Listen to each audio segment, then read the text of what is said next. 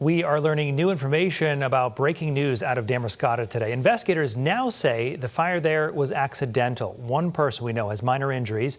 CENTER Maine's Christian Lee was at that scene. I'm here in front of the Chassis Marine Company in Damariscotta, where there was a fire and multiple explosions just after 10 o'clock this morning. Now, when crews got here, they saw the entire building engulfed in flames. They were called in shortly after 10, and they arrived at this boat repair facility within 10 minutes. Firefighters had the fire contained by around noon, and now crews have left the scene. The owner was in the building at the time and suffered minor injuries. He was taken to Miles Memorial Hospital, but has since been released. People who work in the area say the fire caused quite a commotion. Well, I saw my boss outside, and I got a phone call, and I went out to tell him about the phone call, and then I saw all this smoke billowing out over there. Emergency vehicles, an ambulance pulled up, and then all of the fire trucks. Now, investigators believe that this fire was accidental, but are still working on figuring out what the cause of the fire was. They have two causes as of now. They say that the worker was working with metal at the time, which one of those sparks could have caused the fire. They also say that lithium batteries were on the scene, which also could have contributed to the flames. In Damariscotta, Christian Lee, CENTER Maine.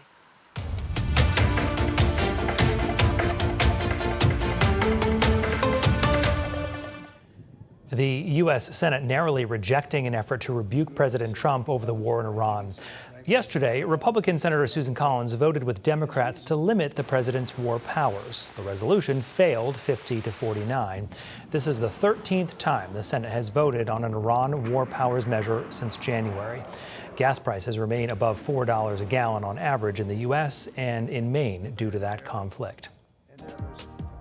The Maine Democratic Party is responding to an announcement from Senator Collins. So yesterday, we told you ICE agents will receive body cameras next week, with Senator Collins saying she's learned DHS will prioritize Maine with those deliveries. Collins pushed for the funding for these in this year's DHS budget.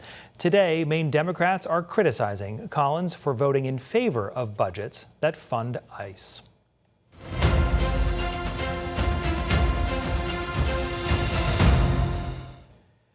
Candidates for governor are trying to set themselves apart from their competitors. Bobby Charles this week chose to put his focus on addiction recovery care and homelessness in Maine. Christian Harsa spoke with Charles twice along the way. Joins us live in the studio tonight. Hi, Christian. Hi, Brian. Charles says he sees many ways to improve Maine's approach to this issue, including boosting wraparound services and securing more federal funding. This has nothing to do with party. Republican Bobby Charles says Maine's drug addiction and recovery problem has everything to do with people. And as a governor, this will be a top priority of mine. I caught up with him on Thursday in the midst of talking to Carol Wade. I've been doing homeless outreach probably for 20 years.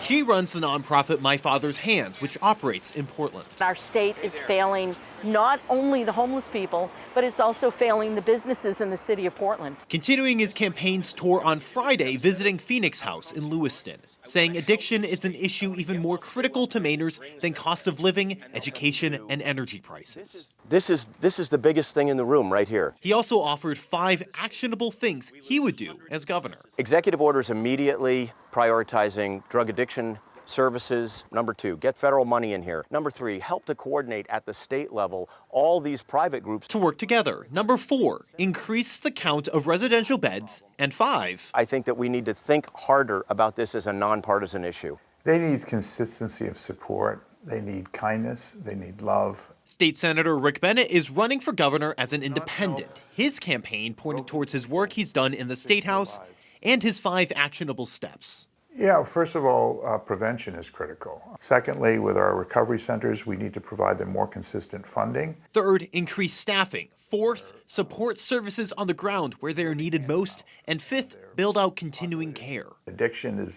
doesn't go away. If you're addicted, for most people, it's there forever. Democratic candidate Hannah Pingree was not available to go on camera, but shared a statement saying, in part, "As governor, I would build on the progress Maine has made and keep pushing to save lives."